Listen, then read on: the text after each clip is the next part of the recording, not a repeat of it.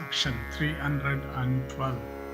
Vaisampayana continued, then agreeable to the words of the Yaksha, the Pandavas rose up, and in a moment their hunger and thirst left them. Thereupon Yudhishthira said, I ask thee that art incapable of being vanquished, and that standest on one leg in the tank.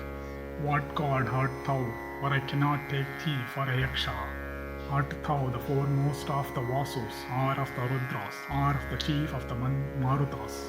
Or art thou the Lord himself of the celestials, wielder of the thunderbolt, each of these, my brothers, is capable of fighting as 100,000 warriors, and I see not the warrior that can slay them all.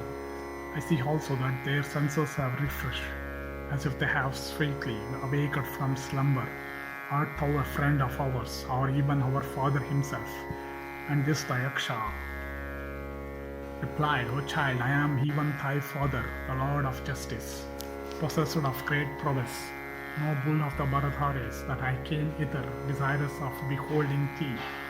Fame, truth, self-restraint, purity, candor, modesty, steadiness, charity, austerities, and brahmacharya, these are my body, and abstention from injury, impartiality, peace, penances, sanctity, and freedom from malice are the doors through which I am accessible.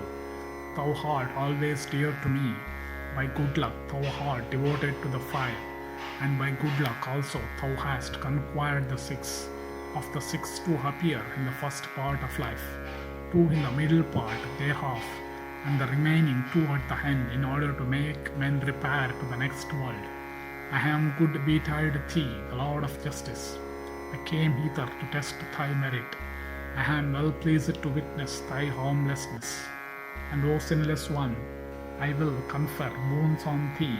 Do thou, O foremost of kings, ask of me boons. I shall surely confer them. O sinless one, those that revere me never come by distress. Yudhishthira said, a deer was carrying away the Brahmanas' fire sticks.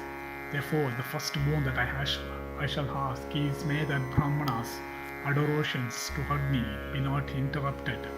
The Yaksha said, O Kunti's son, endued with splendor, it was I who, for examining thee, was carrying away in the guise of a deer that Brahmana's fire sticks. Vaisampayana continued, thereupon that worshipful one said, I give thee this boon, good beatitude thee. O thou that art like unto an immortal, hast thou a fresh boon? Yudhishthira said, we have spent these 12 years in the forest, and the 13th year is come. May no one recognize us as we spend this year somewhere. Vaisampayana continued, thereat that worshipful one replied, I give this boon unto thee. And then reassuring Kunti's son, having truth for prowess, he also said, even if, O Bharata, arrange this entire earth in your proper forms, none in the three worlds shall recognize you. Ye perpetuators of the Kuru race, through my grace ye will spend this 13th year secretly and unrecognized in Virata's kingdom, and every one of you will be able to, at will, to assume any form he likes. Do ye now present the Brahmana with his fire sticks? It was only to test you that I carried them away in the form of a deer. O amiable Yudhishthira, do thou ask for another boon that thou mayest like. I will confer it on thee. O foremost of men, I have not yet been satisfied by granting boons to thee. Do thou, my son, accept a third boon that is great and incomparable. Thou, O king, art born of me, and Vidura of portion of mine. Thereat Yudhishthira said, it is enough that I have beheld thee with my senses. Eternal God of gods, as thou art, O Father, whatever boon thou wilt confer on me, I shall surely accept gladly. May I, O Lord, always conquer covetousness and folly and anger, and may my mind be ever devoted to charity, truth, and ascetic austerities. The Lord of justice said, even by nature, O Pandava, hast thou been endued with these qualities. For thou art the Lord of justice himself.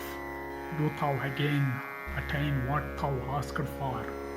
Vaisampayana continued, Having said these words, the worshipful Lord of Justice, who is the object of contemplation of all the worlds, vanished therefrom, and the high-souled Pandavas, after they had slept sweetly, were united with one another, and their fatigue dispelled, those heroes returned to the hermitage and gave back that Brahmana his fire sticks.